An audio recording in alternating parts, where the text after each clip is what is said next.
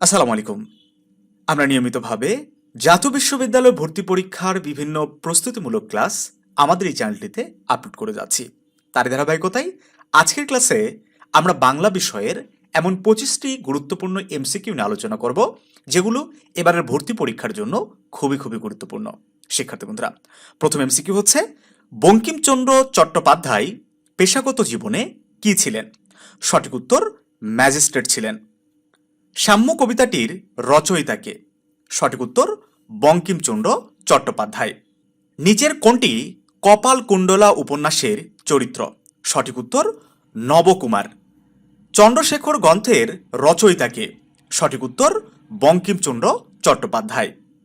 বাংলা সাহিত্যে অসামান্য অবদানের স্বীকৃতিস্বরূপ সাহিত্য সম্রাট উপাধিতে ভূষিত হন কে?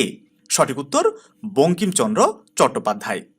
লেখকের লোকরঞ্জন প্রবৃত্তি প্রবল হয়ে ওঠে কি কারণে? সঠিক উত্তর, অর্থলাভের আশায় লিখলে। বঙ্কিমচন্দ্র চট্টোপাধ্যায় লেখা বিলম্বে ছাপাতে বলেছেন কেন?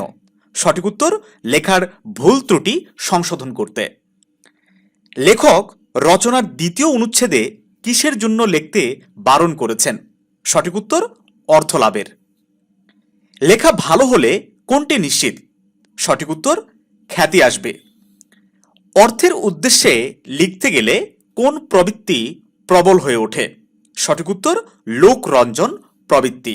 বঙ্কিমচন্দ্রের মতে সাহিত্য রচনার উদ্দেশ্য কোনটি? সঠিক উত্তর, মানব কল্যাণ। প্রবন্ধ অনুসারে কোথায় এখন অনেকে টাকার জন্য লেখে? সঠিক উত্তর, ইউরোপে।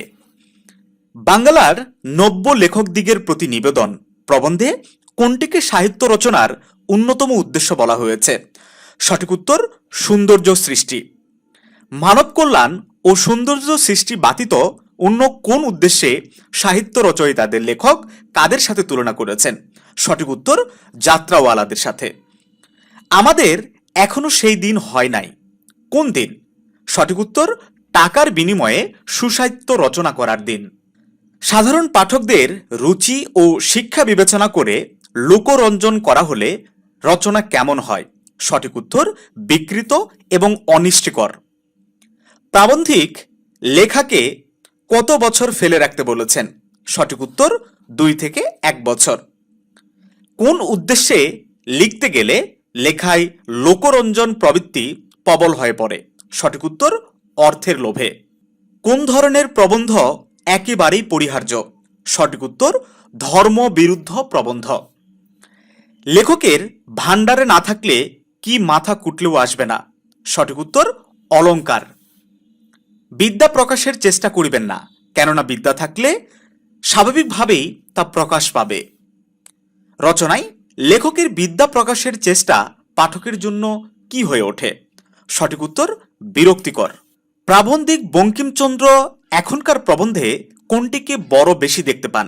সঠিক উত্তর, বিদেশি ভাষার উদ্ধৃতি। রচনায় বিদেশি ভাষার উদ্ধৃতি কি প্রমাণ করে? সঠিক উত্তর, পাণ্ডিত্য প্রমাণের চেষ্টা। শিক্ষার্থী বন্ধুরা, এই ছিল আজকের ক্লাসে। আশা করছি আজকের ক্লাসটির মাধ্যমে তোমরা উপকৃত হয়েছ। এভাবে আমরা নিয়মিত ভিডিও আপলোড করে যাব, সেগুলো পাওয়ার জন্য যারা নতুন দর্শক অবশ্যই আমাদের চ্যানেলটি সাবস্ক্রাইব করে পাশেই থাকবে।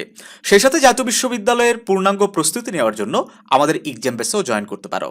স্ক্রিনে দেওয়া হোয়াটসঅ্যাপ নাম্বারে যোগাযোগ করে এক্সাম বেসে তুমি কি কি সার্ভিস পাবা, কিভাবে আমরা তোমাদের সহযোগিতা করব, এই বিষয়টি সম্বন্ধে বিস্তারিত জেনে আমাদের এক্সাম বেসে ভর্তি হয়ে যাও।